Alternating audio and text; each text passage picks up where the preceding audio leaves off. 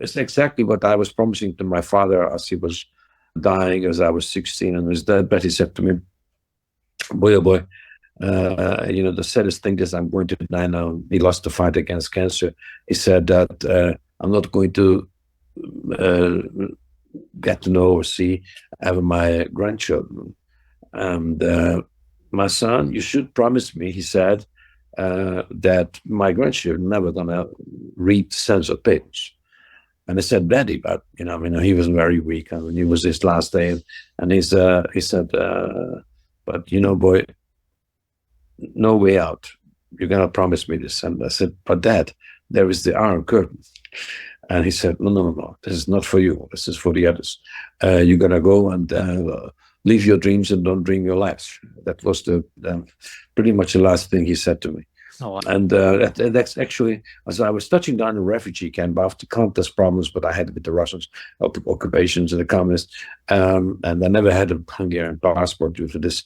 So I'm touching down in the refugee camp, and the American resettlement officers saying to me, well, I really understand that you didn't really want communist oppression and the Russians and all this. I understand. You're 22, you want to escape and to be free. But what the hell are you going to do now here in the free world, in the free Western world? And I said, well, I just came to melt the British prog rock with American jazz fusion. I said, look, what are you going to do? I said, well, I really adore the British prog rock, like Jethro Tull, the Genesis, yes, King Crimson, Emerson, Lake and Palmer. So they are so fantastic. But I would like to have a little spice of this American fusion virtuosity. And he said, give me some examples, boy. And I said, well, as Jethro Tull and Jack Bruce of Cream and Aldi Meola, they should be the first ones are going to join me on that trip. And he was so embarrassed about this that he said, yeah, wait, you know what you're talking about? These guys are, playing in stadiums. Superstars. Yeah. And yeah, of course, it's 75. And so, and then he turns to Gabor, was one of my best friends next to me. And I said, your friend is crazy as a musician. What are you doing? And he's saying, I'm a cartoonist, I'm drawing figures for animation movies. And what is your plan? I said, I go to Hollywood, I'm from a studio and I do things. So he has 2 stars on the Hollywood Boulevard, one for Simpsons and one for Rugrats. Now, today's guest has one of the most extraordinary life stories you're ever going to hear, and it's a guest that I've waited so long to speak with as well. He may not be a household name, but what you're about to hear is amazing. Born behind the Iron Curtain in communist Hungary, Leslie Mandoki grew up with a passion for music, but no legal access for the sounds that he loved.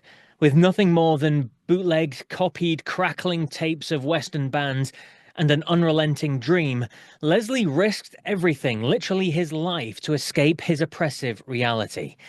Despite studying drums and percussion at the Musical Conservatory in Budapest, at the age of 22, he embarked on a harrowing journey through a 7-mile tunnel under the Iron Curtain, which was guarded by soldiers with a shoot-to-kill policy, and he did that just to find freedom. Now, after surviving this life-or-death escape, Leslie eventually made his way to West Germany, where he rose from refugee camps to become one of the most influential musicians and producers in Europe. He first found musical fame in pop band Dschinghis Khan, appearing on the Eurovision Song Contest. I think they finished 4th, and scoring a string of hits from Europe all the way to Japan. But that wasn't his true calling. He didn't want to be a pop star.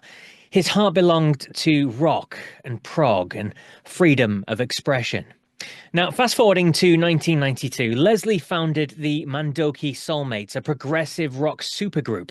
And I mean that literally. It featured legends like Ian Anderson from Jethro Tull, Jon Lord, Greg Lake, and so many more as well. It really is incredible. If you've never heard of Mandoki Soulmates, then do yourself a favor and go and look them up after you watch and listen to this, because Leslie's got some incredible stories to tell you first. But over the years, Leslie's life has been like a series of awe-inspiring chapters. I mean, helping bring down the Iron Curtain, working with some of music's biggest names, and using his platform to champion freedom and artistic integrity. and getting the likes of Mikhail Gorbachev to come on primetime TV to introduce his band. The Soulmates' latest album, A Memory of Our Future, is a stunning 80-minute concept record, recorded entirely in analog, a testament to Leslie's commitment to authenticity and excellence. From risking his life for freedom to creating timeless art with, well, the world's best musicians, Leslie Mandoki's story is one for the ages. So sit back, relax, and get ready to listen to these incredible stories from one of the most inspiring figures in music history. This is my conversation with the amazing Leslie Mandoki. Let's just go back a little bit further from there then, because it's fascinating for me to hear the stories from what it was like behind the Iron Curtain. And you talk about what it was like with communism and in Hungary, and you didn't have a Hungarian passport, and you're only relatively young as well, so before you escaped. So how did you get to know about this music? What was it like behind the Iron Curtain? Did you have access to that kind of music? Was it something that you could get easily, or was it black market, or how did that kind of thing work at the time? So this was no access, as you would describe what an access is. Yeah. So the definition is not because one hand side it was Voice of America, the radio station, as a military radio station. But the Russians were disturbing that radio, so you could audio tape it on tape recorder. Yeah. I had a lousy tape recorder called Tesla, by the way. I checked and it was written Tesla stereo, but had only one speaker, because in East you didn't check that stereo are two speakers, and you didn't know that Coca-Cola you should drink cold. So anyway, we didn't even know that beer you should drink cold, because it was not. It was not. Which was not happening. So many things were very differently, and how this music we got.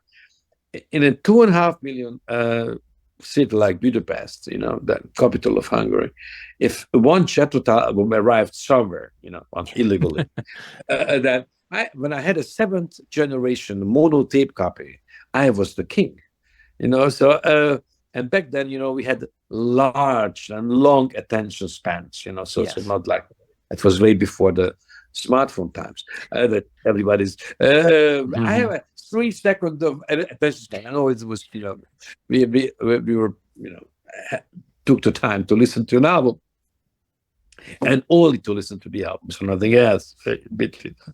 So it was wonderful, and I never saw a cover until I escaped. So wow. So it was there was the question: do you have a 4th or 7th or 8th or 9th generation of mono tape copies? So copy after copy after copy after copy, and that you run up for your listeners the story. Million years later, we are on tour with the lineup with the Mandoki Soulmates, Peter Frampton on guitar, Jack Bruce on bass, Ian Anderson sings and plays flute, Bobby Kimball of Toto, and Chris Thompson, my Manfred Mann, out singing with me, and Jon Lord is on Hammond, and Greg Lake was and singing. Greg Lake, yes. Yeah. So this was the line, and and then we had a big TV show with that lineup called Legends of Rock, and the TV producer asked me, so, hey Leslie, I mean, this is a Saturday night show, and we're expecting 12 million viewers, and we got the 12 million viewers, but I'm so afraid that it's not. Maybe we need someone like Madonna or Bruce Springsteen. And I said, no, not at all. Don't worry. I mean, we are fine. Yeah. So, with that lineup, we play all the classics and some new stuff I wrote. So I said, don't worry. And then so he kept calling me. Are you sure, Leslie, this is gonna be all right? Because they expect, as this has never been before, that on prime time Saturday, the major public channel is showing music. I mean, rock music. So he was a bit afraid about it. And he kept on asking me what that about Madonna and Bruce Springsteen, and I said, you know what? Yes, I have a wish. Why don't you just arrange that Mikhail Sergeyevich Gorbachev was coming to the show? He said, what? Can't call it right. Because when he goes on stage and he said that prog rock was the enemy of the Soviet Union, and prog rock had a major commitment to bring down the Berlin Wall and destroy the Iron Curtain. That is something, that is relevant. This is the contribution. And he thought Leslie is total crazy. So Gorbachev came. And he went on stage and 12 million viewers, and he said, look, I must admit, Glasses of Perestroika had a soundtrack that was British prog rock, and because we were just killed everything what came out of Great Britain and America, but it was a little bit proggy, just easy listening pop, that's okay because this is opium for the people. Yeah. But everything but is a bit meaningful and music of the free mind, this is a problem.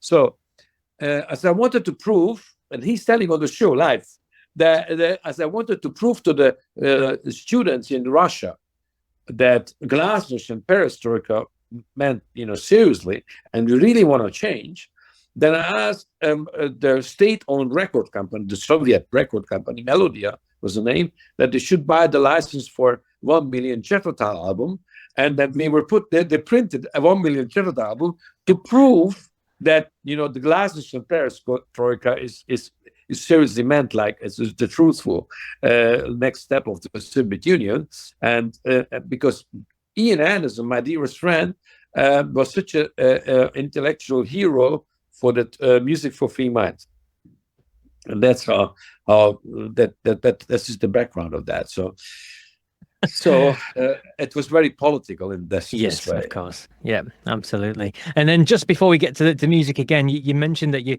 escaped the Iron Curtain, but it was not just sneaking through a door somewhere, it was literally through a tunnel. So just describe to me what that means. Yeah, I mean, you guys this is challenging for you and to all the listeners to understand.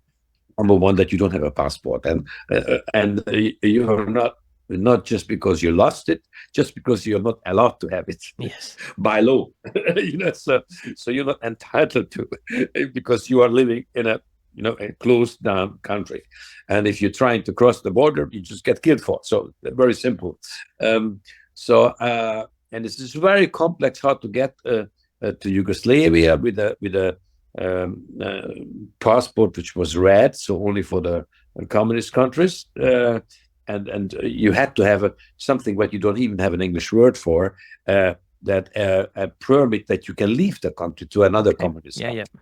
So the passport was not enough, and the passport you couldn't have it at home. You had to pick up at a police station, and then you were only entitled to go to a certain country where you had a stamp in there that you were allowed to.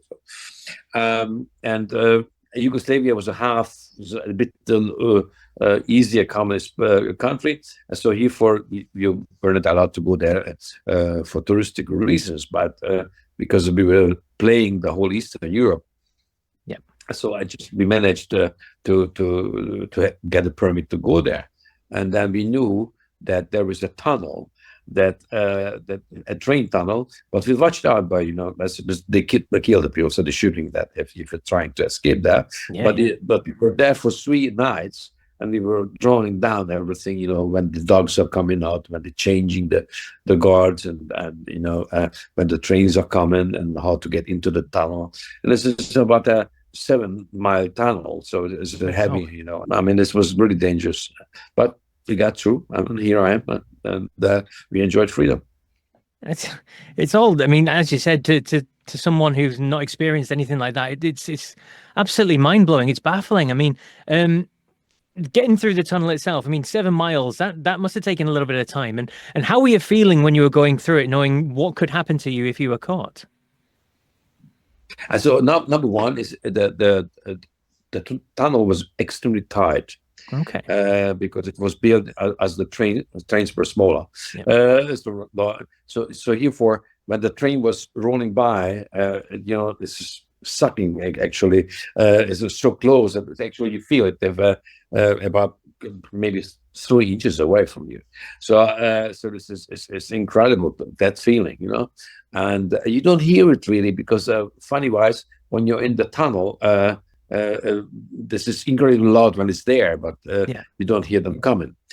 And of course, I mean, to get in there, and you think that you get the shooting. So, but thanks God, no one got hurt, and the dogs, and we had raw meat for the dogs, and so, and of course, these railway stones were eating up our sneakers. So, to get hurt, and so this is and Batman's, and rats, and the biting you. So this is heavy, and of course, and many people are throwing things out for throughout decades of the trash, that. So it's incredible. You need a movie making of your life, Leslie. That's just all incredible. Just to that stage. Yeah, yes, there's a lot of things are coming along to talking about it, but it's one of them. Fantastic stuff. And just jumping forward a little bit then, because obviously we've only got a certain amount of time, but Eurovision, I mean, that's something which is completely different again. I mean, you're in Dschinghis Khan, the group that appeared in Eurovision, and you guys finished fourth as well. So it's not like you were floundering like the Brits do on Null Pois. You actually performed and did really well. So tell me about that group and how that formed and how that came together and the success that came off the back of that. I mean, this was crazy. So I came to Germany out of the refugee camp, and I was playing as a muso in a theater first, to make the down payment for the first instrument, and then I bought my first instrument. I came to Munich, and I was the new kid in town, a well-educated player, and of course I just wrote my first album about being a refugee and all.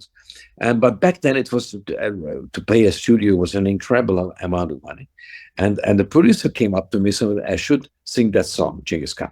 And I said, no, I'm not going to do that because, I'm playing drums and, instruments. I'm singing only my own songs and in English. So I'm not. And he said, but I give you money. I said, no, you can buy me. So it's not like that. So, and then he called me back and he said, look, you know what? You're an Eastern European, crazy, naive dreamer. You're not living in the real world. So my offer is, here we go. You get for 3 weeks my top-end studio, while I'm in vacation, and then you sing me the song. So I sang the song and became a number one in a way that we sold 35,000 copies per day, only in Germany, and that became in Japan, in Brazil, and everything. So I said, "What the hell am I going to do with it?" I never wanted to be a pop star, so I went to every rock club and every jazz club everywhere where I was with the group, where I was the lead singer. And I was, sitting in and playing everywhere, just to show it for myself. That you are who you are. You're not that just a dancing boy group star type thing. So it was crazy because I wasn't enjoying it. Everybody thought, I'm really enjoying it. But tons of panties are thrown on the stage, but I hated it. So I said, please leave me alone. It's just no, please. Let me sing. The label who released this exorbitant hit and some others from but I was singing with the group. They had a kind of advance issue, a multi-million advance issue with a major record company. Okay. So I went to this record company boss and I said, look, I don't really like what I'm doing. So I'm a rock musician. I really want to, melt British prog rock with American. So he said, boy, okay, okay. You do another 6 months because we need that money. And then I take you to New York. And usually the story goes like this, that he would never call you back because he's the president of the largest record company. But about half a year later, I got a call by his secretary and said, okay, sure, we will send you a first-class ticket to New York because you're going to fly with the boss, and we will show you around in New York. And that's what he did. So it's another life started. And that then a beautiful love affair was taking him back to London. And gave him the chance later to to work with Nick Kershaw and Howard Jones and Mature and Nick Need.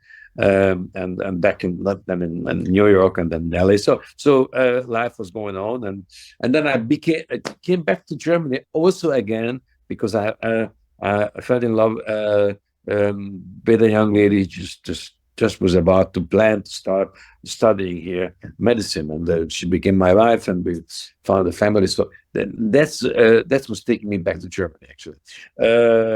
And the family reason, and then I was building a studio that I don't have to be on road, and not hanging out in LA, in New York, in London in studios. So and I was building in a way that Lionel Richie and Phil Collins and Chaka Khan, everybody came to me, to my studio, and I discovered Jennifer Rush. And so the things went on, and produced a lot of gold records on the wall. But one thing was really my passion and my everything. It was the band what I was founding exactly with the guys, as I said, in the refugee camp. So Ian Anderson, Jethro Tull, and Jake Bruce of Cream, and Aldi Meola, and Bobby Kimball of Toto. Later on, Steve Lukather of Chew, and Mike Stern, and the Brecker Brothers. Later Michael Brecker too, and Bill Evans, and so it was growing, and Greg Lake joining, and Jon Lord joining. It's incredible, Leslie. The way you say it's almost so flippant. It's just, oh yeah, and Jon Lord joined, and you're literally talking about some of the most legendary names in the music that we love. So how on earth did you talk these people into doing this project? Or was it them, as you said, other people came to you, Lionel Richie, this and the other? So did they come to you when they learned about what you were doing? Or how did the grand plan come together to get Ian Anderson and Jack Bruce and Greg Lake and all these people together? The secret is that I was not talking them into that. Because this wouldn't work. No. So two things would not work: talking them into or money. These are two. What made it happen was music itself. So the compositions. So I wrote the songs, I wrote the lyrics, and I said, okay, the vision is that you guys playing it with me, and then they were listening to the music singularly, and they said, wow. It's kind of doing, and that's what Ian said. And look, I mean, everybody. By the way, for all and everybody who's listening right now, you can go on a YouTube channel of us, and that they are telling the story, not me. So no, I'm telling you the story. I'm sharing with you, but it's much more fascinating when Jon Lord and Ian Anderson and Greg Lake and everybody. Because Greg Lake was asked by BBC as we were playing the Hammersmith in London, and BBC guys say. Clay, I mean, you are one of the greatest British legends. I mean, what is the reason why you're doing this? Answer: Leslie's a friend, but the main reason is it's just the best band in the world. That was just like so much music in the room. So this is about it. Jack Bruce loved it. To playing with Aldi Meola, The Sunshine of Your Love, or White Room, and Ian was playing flute. So.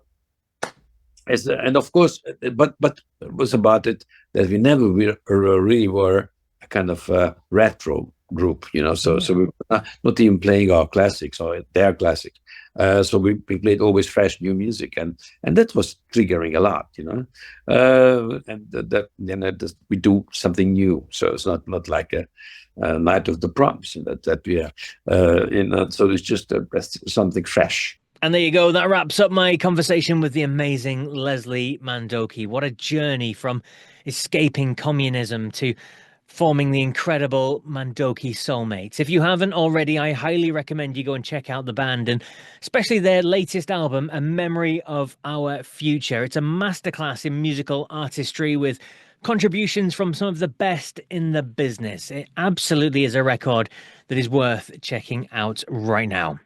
Don't forget to follow VRP Rocks on your favorite podcast app, and share this episode with your fellow classic rock fans as well. It's always great to kind of pass the word on and get this discovered by other people. Plus, head over to the VRP Rocks YouTube channel, nearly 25,000 subscribers, over 7.5 million views, and it's packed with exclusive content that you won't find anywhere else as well.